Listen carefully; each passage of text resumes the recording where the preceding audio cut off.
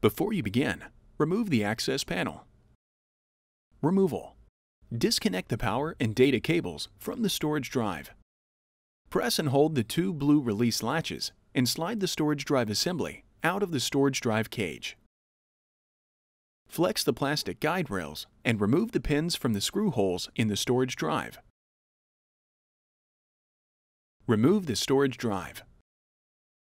Replacement.